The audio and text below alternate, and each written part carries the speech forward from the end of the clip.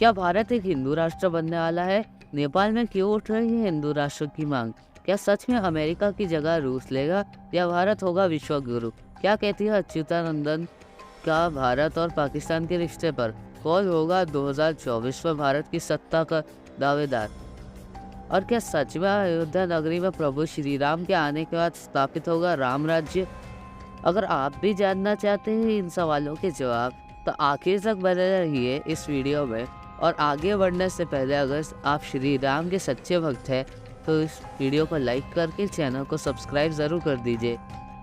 गंगा बड़ी न गोदावरी न तट बने प्रयाग, सबसे बड़ी अयोध्या नगरी जहां राम लीन अवतार। पूर्व से लेकर पश्चिम तक, उत्तर से लेकर दक्षिण तक, भारत से लेकर इंडोनेशिया तक, नेपाल से लेकर श्रीलंका तक भगवान श्री राम की जय जयकार सुनाई देती ही रही है।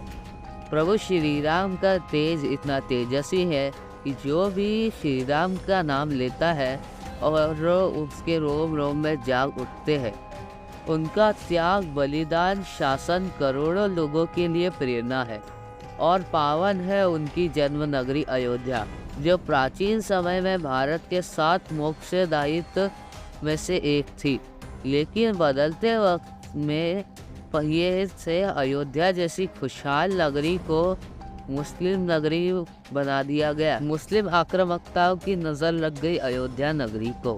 बाबर के सेनापति ने राम जन्मभूमि पर मस्जिद का निर्माण करवा दिया और उस पर कहते हैं कि सच का सूरज ज़्यादा देर तक छुप के नहीं रह सकता और डूबता नहीं है, तो एक दिन ये सूरज भी बाहर आना ही था। प्रभु श्री राम की नगरी में समय बदलने के लिए न्यायालय में बहुत ज़्यादा संघर्ष चला और धार्मिक लोगों ने राम के अस्तित्व को मिटाने वालों से इसे बचा ही दिया।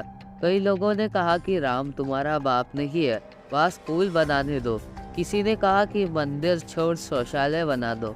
इसी तरह किसी ने मस्जिद की वकालत की, तो किसी ने राम मंदिर को और राम को असुर बताया और वहाँ हॉस्पिटल बताने की मांग की। आखिरकार सच की जीत हुई और राम की नगरी में उन्हीं को मिली और 500 सालों के बाद इंतज़ार ख़त्म हुआ।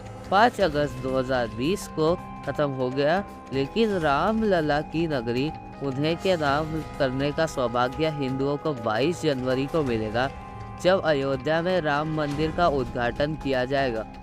4 मंचों पर 1400 लोक कलाकार, सांस्कृतिक प्रस्तुतियाँ, शंख वंदना, डमरू वंदना, भवरसिया, मयूर नृत्य, अवधिवंत गया नृत्य, बिन नृत्य, बहरीपिया, चक्र नृत्य सहित बहुत सारे कार्यक्रम होंगे।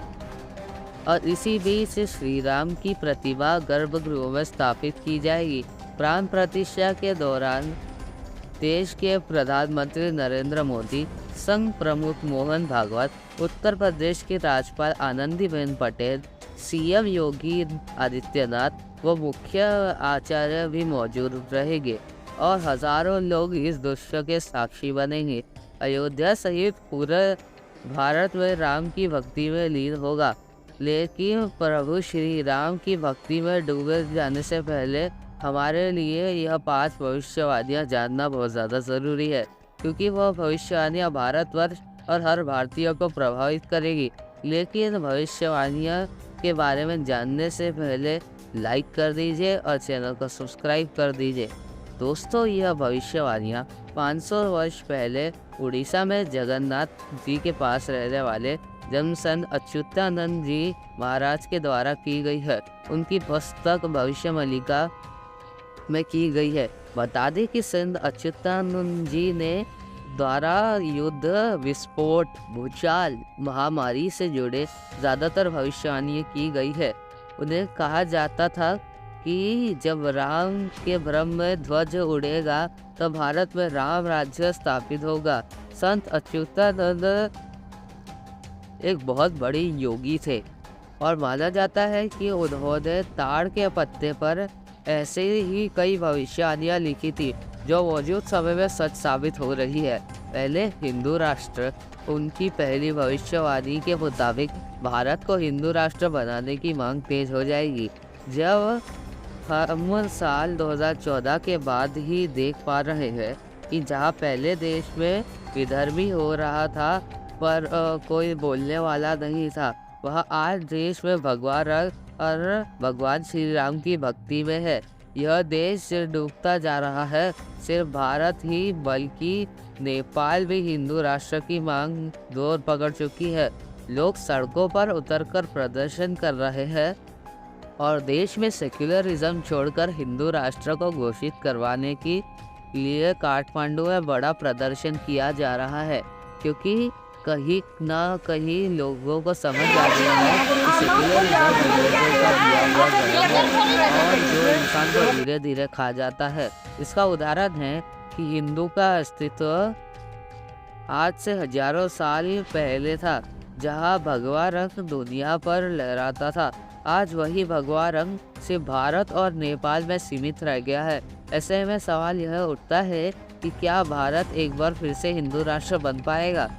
यह सवाल लोगों के जहन में आ रहा है, लेकिन यह शाकाहार पंच के मुताबिक भारत की राजधानी में हिंदू अपने भाई लक्ष्मण और माता सीता के साथ एक बार फिर से अयोध्या धाम पहुंचे। सब सही चलता रहा है अपने तो इसी आगे भी पुष्पक अगर विमान सब पर सही चला जिसका तो नजारा भारत वहाँ के मजदूर अपनी 2024 के आंखों से बाद देख चुके एक हैं। हिंदू राष्ट्र बन रामायण जाएगा। के प्रसंग में दूसरा, कहा जाता है 2024 में कि जब इलेक्शन माता नहीं, सीता को सिलेक्शन हरण होगा। कर रावण ले जा रहा भविष्य था मलिका में तो 2024 के रास्ते में इलेक्शन के बारे जटायु में ने भी लिखा अपनी गया चोट है से रावण को चोट और पहुंचाई थी। अच्युतानंद जी उस की समय रावण भविष्यवाणी के पुष्पक मुताबिक विमान साल में मौजूद 2024 था। में इलेक्शन नहीं, इसके सिलेक्शन बाद होगा। रावण ने यह तलवार भारत से का जो जटायु अगला को मुखिया लहूलुहान होगा, कर दिया उसका था। विरोध कोई जटायु नहीं कर घायल पाएगा। होकर जमीन दरअसल पर गिर गया था। 2024 का चुनाव सीता को नजदीक खोजते है हुए और इस राम चुनाव को पेड़ जीतने पौधों के से लिए पक्षियों पार्टी से दम पूछते जा खम रहे थे दिखाने तो के रास्ते में लग घायल गई है और जटायु कोई भी से उनकी भतीजे और मुलाकात हुई। रणभूमि में उतर आए हैं। विजेता बनना चाहता है हर कोई।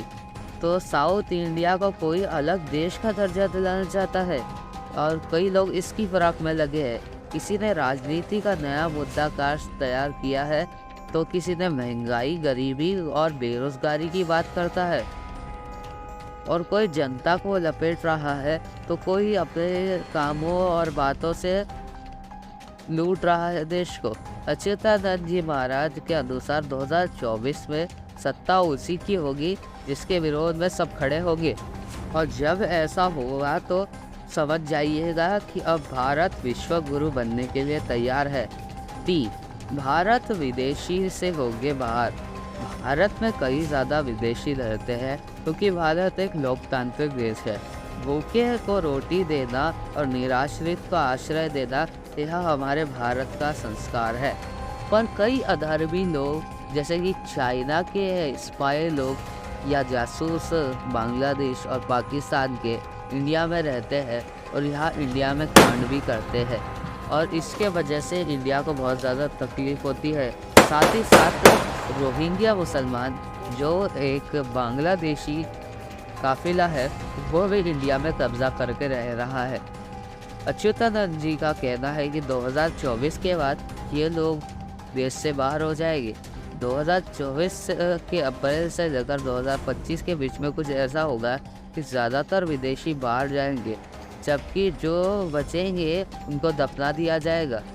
और नंबर 4, तीसरे विश्व युद्ध की होगी तैयारी, ऐसी भविष्यवाणी की जा रही है। अच्युतानंद जी महाराज सहित भविष्यवाणी के वक्ताओं के बारे में कहा जाता है कि उन्होंने कहा है कि 2022 के बाद यह युद्ध की बातें बहुत ज़्यादा बढ़ जाएगी और एक बहुत बड़ी खूनी जंग होगी और 2024 के अंत होते होते यह बहुत बड़ा युद्ध बन जाएगा। जैसे हम देख पा रहे हैं 2022 के बाद युद्ध हुआ था इजराइल और हमास का और उसके पहले युद्ध चल रहा था रशिया और यूक्रेन का। रशिया और यूक्रेन का युद्ध अभी भी चल रहा है और इजराइल और हमास का युद्ध अभी बहुत ज़्यादा बढ़ गया है।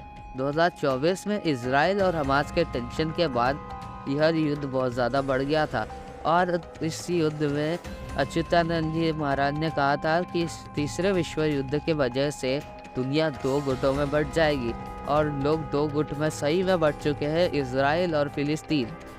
नंबर 5, 2024 के बाद खाद्य सामग्री होगी महंगी और पेट्रोल के दाम भी बढ़ जाएंगे। जो रोज़मर्रा की चीज़ें हैं वो मिलना लोगों के लिए मुश्किल हो जाएगी और खाने पीने जैसी चीज़ों को खतरा हो जाएगा और भारत में अन्न का भी नुकसान होगा। जम्मू कश्मीर में आतंकी घुसपैठिए जवानों को निशाना बनाएंगे और कश्मीर में आतंकवादियों को ढेर किया जाएगा और बल्कि भविष्य में पाकिस्तान और चाइना से लगातार मिलकर खिलाफ लड़ाइयाँ होगी और यूरोप के लोग भी पाकिस्तान का ही साथ देंगे। 2025 के बाद यह सब होने वाला है। तो कैसा लगा आपको हमारा वीडियो कमेंट बॉक्स में ज़रूर बताएं और आप क्या सोचते हैं इन भविष्यवाणियों के बारे में उसके बारे में भी कमेंट ज़रूर करें। वीडियो को लाइक कर दीजिए, चैनल को सब्सक्राइब कर दीजिए और कमेंट बॉक्स में जय जगन्नाथ लिखना ना भूलिए। धन्यवाद।